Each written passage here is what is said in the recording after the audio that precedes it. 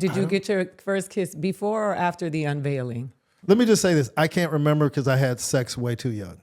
How old? 12? So, who did you have sex with? Was it another 12-year-old? Yeah, it was the... Because it was like, I was 12 and she was 19. I'm like, bro, you got... she was definitely you got 8. essays. But it's just, like, you think back now, it's like we were way too young. Tell us about a moment where you wish you would have said something and you didn't. There's nothing better than this. Say what you mean. Say what you mean. Say what you mean. Say what you mean. Say what you mean.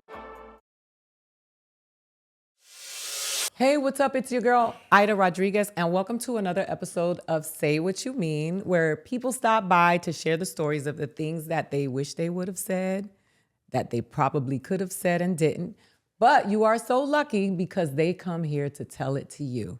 I'm your host, Aida Rodriguez, like I said at the beginning, and I always start with my own Say What You Mean. And so yesterday I was at an event and I ran into a girlfriend. And the last time I saw her, we were in a very awkward situation. We had another friend who was with her boyfriend and an attractive woman walked by and he dissed the girl. He was like, she ain't all that. He said something about the lady. And my Say What You Mean is not for him because obviously he's a trash dude that feels he has to trash another woman to make a woman feel good. But my Say What You Mean is for her. It's like, that's the most insulting thing that a dude could do is diss another woman to make you feel better about yourself because that means he's tapped into your insecurity. I can't say your name on here, but Elizabeth and I both know who we were talking about. And I hope that you find somebody who loves you just the way you are that doesn't have to assert your insecurities by dissing another woman. Because that means that he doesn't think about much of you either, and he knows you're insecure, and he was trying to make you feel better about yourself. So here we go. Anyway, on to the show. This next guy coming to the stage, as we say, the proverbial stage, is a friend of mine. He's a comedian. The very first time I sat to talk to him when we became friends, we talked for 7 hours at a Starbucks. And the parking was really expensive at the Galleria. And I didn't have money to pay for my parking. I think he actually ended up paying for my parking that day. And so I kept him. But he is one of those people that I went to see him tape a special for Showtime. And I saw the combination of all the things that I wanted to learn about comedy, physicality, act outs, bits that other people stole and became popular for. But anyway, he's one of my favorite people. He has one of the most popular shows here in Los Angeles. It's called Ruby Tuesdays. And he tours with George Lopez. And he lit up the stage in South Africa so much they had him come back. His name is Ruben. What's up? Oh, thank you. I was wondering who you were talking about for a second. But can we start off with why you're saying what you wish you would have said on a podcast publicly for the world to hear? Couldn't you just call her and say that to her? So I do my own Say What You Mean every episode. I wouldn't want you to say what you mean publicly on a podcast. I didn't say her name. I wouldn't put her out there like that.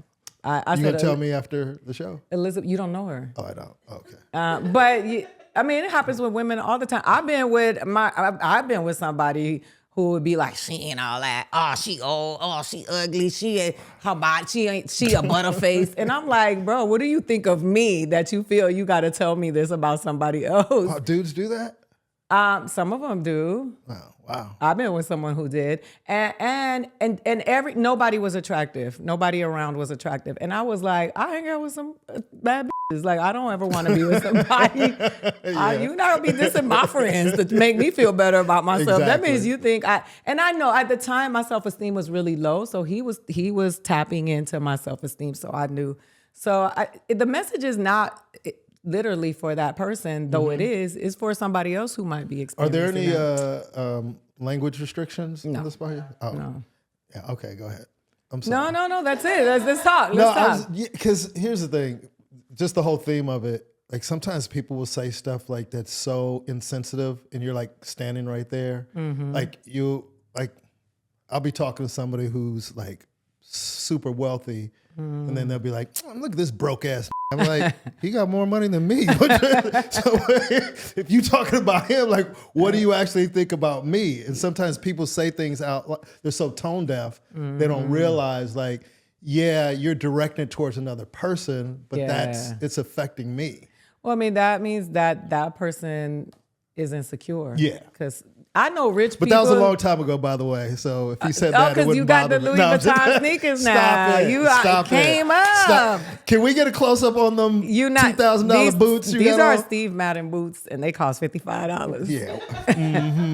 And I got on a whole Zara outfit. Whatever. Everything I cost, I could do a haul less than $100. You know, we're in a place with some Haitians. The snake is hanging up in the back room that made them boots.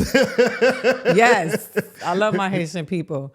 So you talking about words and how words impact you, right? Yeah. You know what's funny when you make that discovery in your life that none of the shit matters? Yes. Right? Like we talking about like people saying somebody's rich. Mm-hmm. I know someone who used to do that and they're dead now. And I'm like, what did all that money? Or, you know, like we were talking about, so much stuff about age is coming up. You and I talk about this. We hear people talk about this age and people calling people old. And I just remember, like, I wish Teddy Ray was here. You know what I mean? Like, I wish Boogie B was here. You know, you don't know what your timeline is. Absolutely. And you met Lisa Vidal, who's my friend, and she was like, somebody was talking about her and calling her old. And I'm like, I don't know a 25-year-old that has a body like Lisa Vidal or a face. You know what I mean? But she's successful and she's done all the things that she wanted to do. You don't know how long you're going to be here. It's just, and I started talking about this on stage. The irony is you're criticizing somebody or making fun of somebody for something that we all want to do is live. Yes. Yeah. You know what I mean? Yeah. And it's just crazy, but everybody finds out as you know what I mean? I mean, we've all done it. Around and find out. You know what I mean? No, we've all done. I remember being that way, but I was 25. I you know what I mean? But see, for me, to be honest with you, I was I was the accident baby in my family. What does that mean? I wasn't planned. My brother and sister are 11 and 12 years older. Okay. You know what I mean? Yeah. So I've always been around. Jasmine, you the accident baby. Go ahead. So I've always been around older people my whole life. So I've always revered them. Exactly. Same. You know what I mean? But also very Caribbean, like we and Latinos and Caribbean people, we don't put our old people out. We have nothing but reverence and respect. They usually raise the children. And they shame you for being young. Yeah, they think we're stupid. Exactly. Yeah. I wish my grandmother lived to be 100. Like, I miss her every day. Absolutely. Yeah. And I know you're going to transition to ask me, like, what story.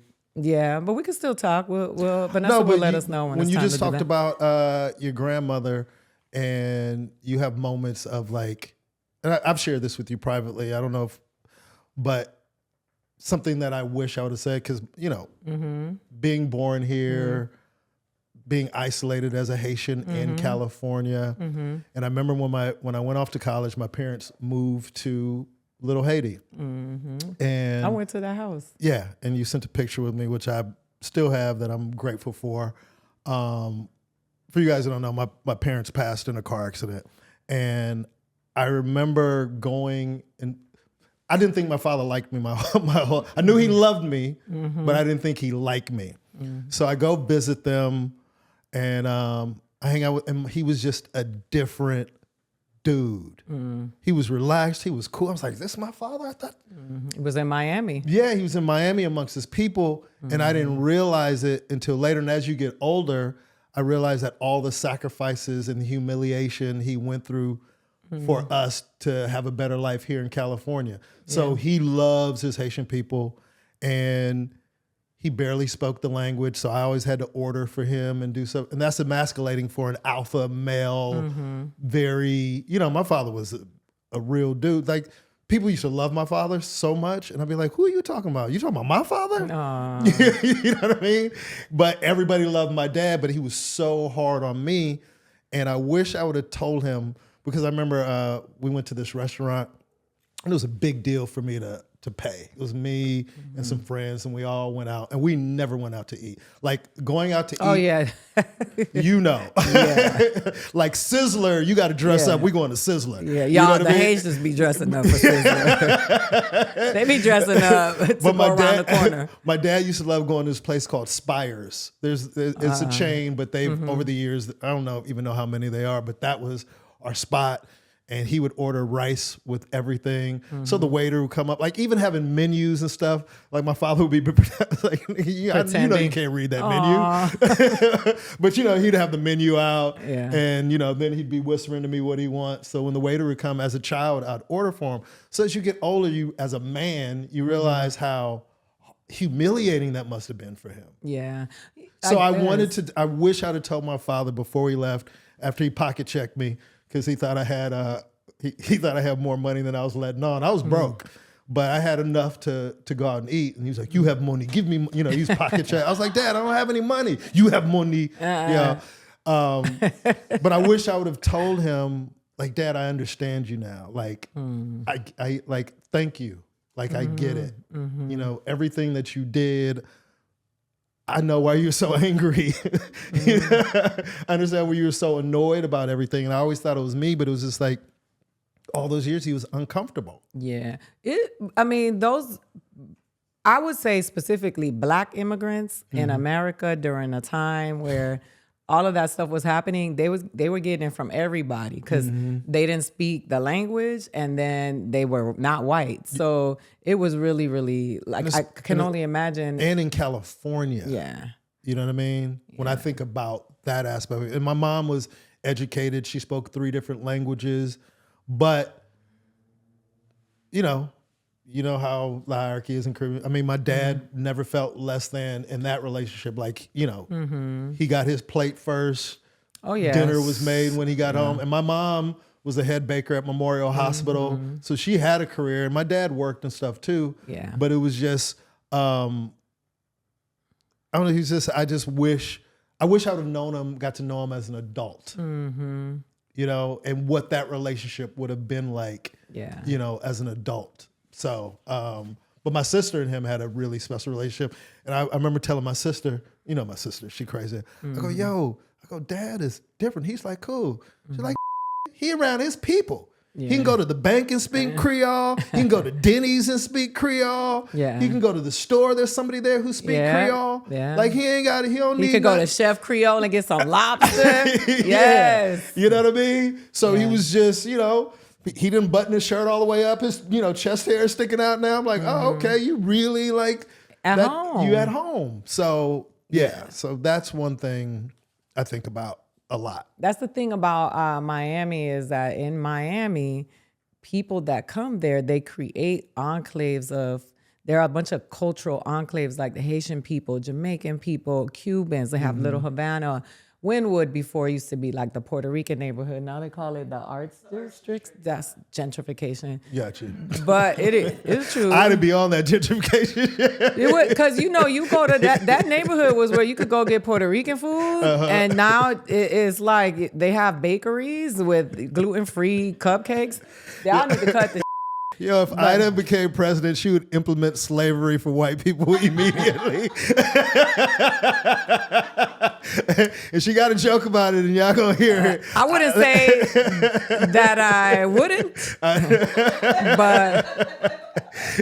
And she gonna tell you why. Why, Ida? Payback. No, that's their fear. That's their fear. That is their fear. It's not for payback. It's for empathy. Like sometimes people have to experience the stuff so that they can express empathy for others, because people are so self-centered that in order, you ever met somebody that don't nothing matters until it happens to them? 100%. And then they revolutionaries, like, oh hell no, I got pulled up. But it's been happening. We don't have a collective. Yeah. And that's one thing about like island people is like, it's like, oh, did you say something about Haitians? All them Haitians be pulling up. But here's what's crazy, and you make fun of me. Everybody makes fun of me who like really knows me, because I get so excited when I meet Haitians. We just saw it a few I minutes know, ago. and you made fun of me during that. You because got two identical ones. Yeah, man. Even though they look Dominican, I still Y'all accept started them. speaking Creole. But they that's how my father looked. But my father's even lighter than them. But I just never grew up in that community. I spent most of my childhood trying to pretend I wasn't Haitian. You know what I mean? Because I grew up around no Caribbean people whatsoever, no Africans, no nothing. Right. So it was like I was so different than everybody else, and I didn't want to be different. I just wanted to be one of the kids. And when it's hard to hide being Haitian after a while. And I remember I told you the story. I did a great job, great job. How do you hide being Haitian? Like, please let me know, because I don't know what do Haitians have an H on their chest? No. Like, what is it? But as soon as I walked out, I was like, man, these don't look like regular. Remember, I walked in and said that to them. Jesus I go, man, Christ, help us! Jesus be defense. My spidey senses is going off. I was like, these aren't regular Negroes. And then he was like, oh, they're Haitian. How do you not tell me that from the beginning? I didn't know I had to. I thought. But you know how excited I get? Yeah, but I thought I would lead with the name, Yeah, like so- their names. I didn't. I was like, oh, Nah, yeah. you got with me. You be like, way. hey, you know they're Haitian, right? Then my whole demeanor is gonna be different. But what was the point that I was gonna? Oh, trying to hide it. So how you hide it is you just don't let people. Well, first of all, Caribbean parents don't want people in their homes anyway without None permission. of them. Yeah. So I just remember when The Secret got out.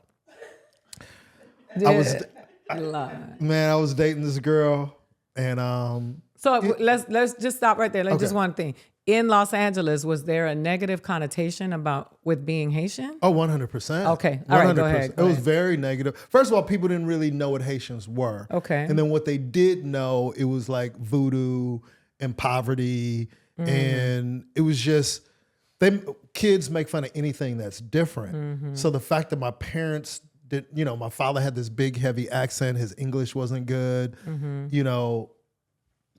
They dressed differently than the other parents. Like my father, they dress like the cast of Crooklyn.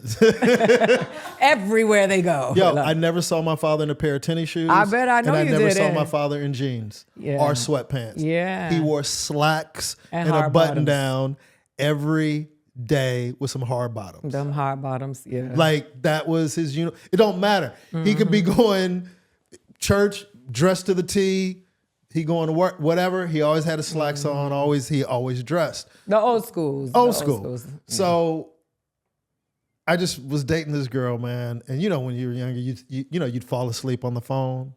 And we was talking. I was in the 8th or 9th grade. And we, you whispering. Because, my father told me to go to bed like 3 hours ago. But once my parents went to bed and locked the door, that's it. Because they're not coming out. So I get on the phone and we whisper like, oh, I see you at school tomorrow. I know it's going to be like 4 more hours. All that. You in love, a little kid. And I was on the phone. Then all of a sudden, I just heard that somebody pick up the phone. He goes, hello? Ruben? Go to bed. Go to bed. Man, he went off, started speaking Creole. And he hung up the phone. And there was this dead silence. And all you hear is, ew. Oh, who was that? Oh, that's. And then I said, that was my father. And she's like, yo, father? I thought you was black. I said, I am black. She's like, I see you at school tomorrow. I got to school tomorrow. You didn't see her? Man, no, I saw her, but everybody knew I was Haitian the next day. He's like, yo, I heard your parents talk funny. What language? Like, and then all the questions just came like, what kind of food y'all eat? All that stuff. Delicious food. But see, back then I was even ashamed of the food. Because people would come. We heard that as children, that Haitians ate. Because people would come bullshit. to your house and you'd open the door. Like even if we was walking to the park or something, they'll come pick you up and ring the doorbell. You open the door and those smells would come out and they'd be like, what's that smell? It's garlic. But Chloe even gave me a good line last night. She said, seasoning? I know. But as a kid, you don't know how to respond to that. One of my favorite restaurants in Miami is a Haitian restaurant, and the food is so good. Oh, man. But like everything that I was ashamed of, I embrace and I love now. Good. Like I wish I could smell those smells. Like I never get Haitian food because my mom was the only one. Them Haitian patties, though. Man, them Haitian patties. Yo, I got the hookup. But, that's anyway, I'm rambling. Go ahead. No, I like it. I like it. Just to be clear so that the people who may be watching, it's a real thing. Like the anti-Haitian sentiment, which has been around for a long time. You see the racism where they would let the Cubans come and they would send the Haitians back and 100. babies would die in the water. So listen to what I heard. I don't know if this is true, but it's kind of brilliant. So they're trying to send a lot of Haitians back, and the shooting at the airplanes kind of put that on hold where they couldn't send them back. Someone was telling me that. I was like, oh, that's interesting. He was like, yeah, that's why they're shooting at those planes. It's like they staying over there in America. You ain't bringing them back here. God damn. Well, which I found interesting. It's But really whether it's true or not, I don't know. That was just something that was told to me by a friend of mine who's king of the Haitians. Well, the king of the Haitians has spoken. Yeah. What I will say is that all of it is foolishness. Haitian people are the ones who led the revolution for our freedom. Yeah. And so when they kick down the door of liberation and they deserve No Nat respect. Turner, if there's no Toussaint Louverture. And Tell 'em. the other thing is that it's all they do that. The colonial project is in full effect. Yeah. So we have this segment and it's called Should Have Kept That. Okay. And I'll share a story with you and then you let me know what you think about it. Okay. Okay. Should they keep that? So I admit I can be a little harsh sometimes. My friend was walking about she was talking about her most recent heartbreak from a dude we all knew that wasn't going to last. There were like 5 of us comforting her, but the plan was to go out and dance. But she kept crying because he got another girl pregnant. I was ready to go, so all I said was, girl, didn't you bang his brother? I guess I was the only one who knew, but what I didn't know is that her guy's brother was the other friend's brother-in-law. Oops. What?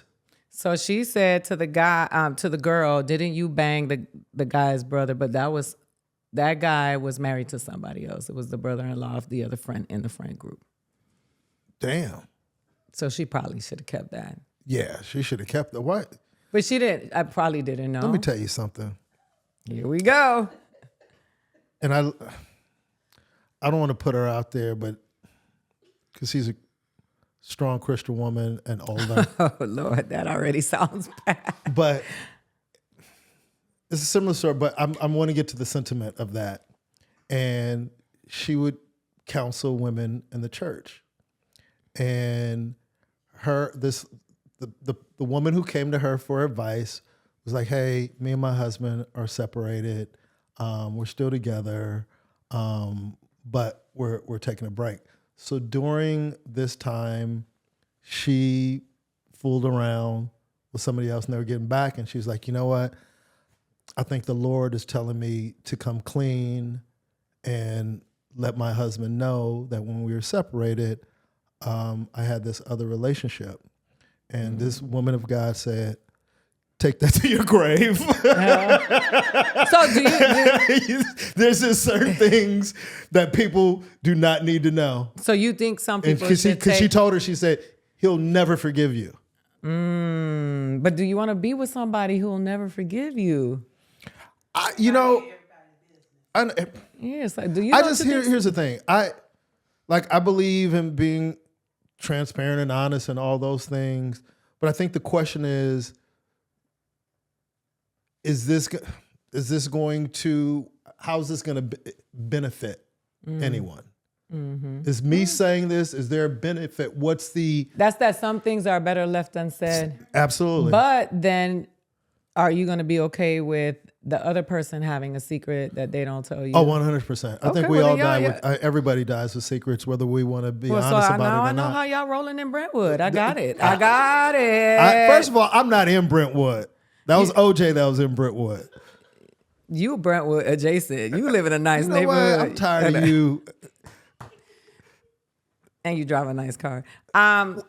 Say it with your Like chest. you ain't. All right. Here we go. You lucky. You Say lucky it. this This is not public. about me. This is about you. Say it with your chest. You know, Ida's one of my best friends, so she's doing all these subliminal digs that only. They're not even digs. It's like, ooh, you got a nice house. Ooh, you got a nice car. How is that a dig? You still in that? I've worked hard for a long So time. ridiculous. I've Oh, worked my hard goodness. for a long time. That's why people don't believe you Haitian. See the stuff we got to put up with, my brother. That's a joke. So I can't stand people anymore. All right, so say it with your chest. This is the lightning round where we get to know you a little better about Okay. some of the things. Smash or pass, going to Coachella. Smash. Okay. Would you rather comedy clubs or theaters, performing wise? If it's my show, I mean, ultimately, That's so funny though. yeah, because I work with people. I love comedy clubs. No matter if I was doing arenas or stadiums, there's just something about the creative process in a comedy club that prepares you for those bigger spaces. Yeah. Those bigger spaces are performance. Comedy clubs are creative. I agree. You also feel connected to the audience. Yes, there's an intimacy there. So, in light of the story you just shared with us, how old were you when you got your first kiss? Did you get your first kiss before or after the unveiling? Definitely before. Okay. Let me just say this. I can't remember because I had sex way too young. How old? 12? So, who did you have sex with? Was it another 12-year-old? Yeah, it was the... Because I've been It letting was- these it was dudes, the- they've been sexually assaulted. I think they need to know. Because it was like, I was 12 and she was 19. I'm like, bro, you got... she was definitely you got age. essays. But it's just like you think back now, it's like we were way too young. No, of course. You didn't. And it you was know. like in a little shed in her But backyard. you actually had sex? It was actual sex. Because a lot of kids think they Here's had the sex. here's the thing. I don't think that, you know what, maybe I need to reevaluate my timeline. Yeah. Because I don't think I got it in, but we was naked on top of each other. But the real was... Y'all could have just been hunching naked. Like a lot of we could have kids been, do. you remember you was getting... Was there penetration? Is there? Now that I think about it, maybe we didn't. I told everybody I did, ain't do but it. Yeah. we didn't do it. Because you're a kid, that's the first thing. It's like, guess what? Y'all, a lot Smell of my y'all- finger. I'm sorry, too many women here. All right. No, I You just- got me, dog. All I right, love so- to hear y'all. 'Cause Only, a lot of only y'all- dude is laugh. Yes, women, we do that. All right. No, when but we were I- young, I don't do that as an adult. All right, I mean, I'm sorry. I would hate to I'm know that you sorry. do that as I'm an sorry. adult. No, Listen, Godfrey, here, smell my finger. Like, oh my really? God. No, but that was the thing. All right, let's stop. Fight or flight. 47 hamsters. To get back to the question, it was the summer going to the 9th grade where I knew I was in it. Okay. Okay. I'll go Where back. All was right. the first kiss? First kiss had to be, who was my first kiss? No, it was before that. I honestly, that's some women stuff. We dudes don't remember. I got my first kiss with, no, dudes don't think about that. That sounds like trauma. Probably is, Aida, because I thought I had sex when I was 12. You and I just blocked found it out. I just found out we Must be nice. we was bumping cervixes. But I don't think you have a cervix. well, but I don't know. Whatever. I'm concerned at this point. Is there something you want to tell me? No, I never thought of it. See, fuck, this show got me thinking about shit I ain't thought about my entire life. You got me saying men got cervixes now. Oh, that's like, oh my God, we're moving on from All that right, one. let's move on. All right, I'm sorry. Go Fight ahead. or flight, 47 hamsters. Oh, flight. Oh, you're not going to fight the hamsters? Fight for hamsters? 47, I think. What am I doing? I don't even understand that question. What are the hamsters doing? They fighting. They coming for you. They loped up. They ready to come. I'm whooping some hamsters' asses. I'm Okay, not. that's what I want to hear. Yeah, I ain't give a damn about no hamsters. Let's test this makeup out on these hamsters. All right, I'm sorry, Peter. but What go would ahead. you say to your favorite teacher? Man, I had two I had two teachers. Miss Vilhauer was my history teacher because I have a love of history. And we had a project about the Vietnam War. And I wanted to be creative and not just do a regular presentation. So I wrote a rap about the Vietnam War, like, and hit every beat of the entire war, information, location, everything. Did it include Muhammad Ali? No, not at that time. And yeah, I performed it in front of the class, and she loved it so much. She had me come back and perform it for her other classes, What's the her other name? periods, Mrs. Vilhauer.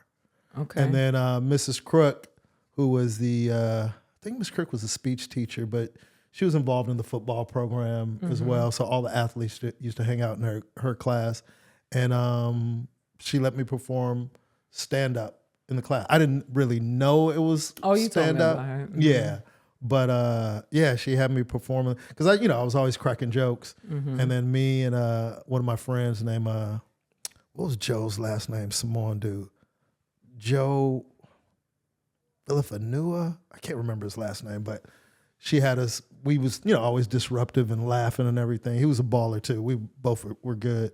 And it was in one class. She had us come up. She was like, "Since you guys are disturbing the class so much, why don't you come up here and share with the class?" And y'all did a set? Yeah, pretty much. Yeah. So those two teachers were encouraging and didn't squash my creativity and actually encouraged it. But Miss Vilhauer, little lady, little white, she was awesome. She was great. And got me out of class. She's like, "You want to come back and do it for third period?" I'm like, "Yeah, I'll come back and do it for third period." Terrible. You still do that. You doing it now at the Laugh Factory. So I'd be back at the class, and your normal beginning of class, and it's like, "All right, we got a special visitor in the class. He's in my my second period class. Ruben is going to do his presentation on the Vietnam War." And then I would come up and then it wasn't freestyle, but I would do this rap. So I look back now and go, wow, that was cool that she would allow me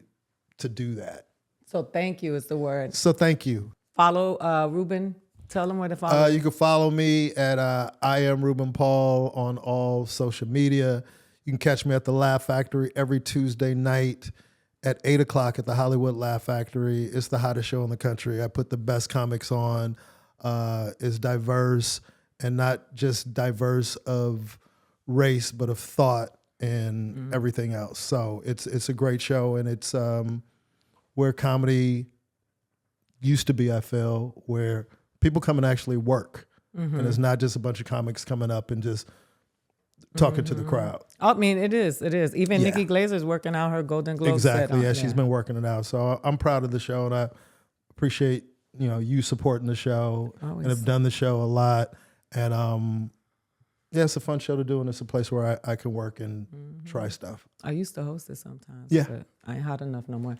Hey, what's up? So thank you so know much what? for watching. We want to invite you to follow us on social media at SWYM Pod on all social media platforms. If you are listening, please hit the subscribe button if you're on Spotify or Apple.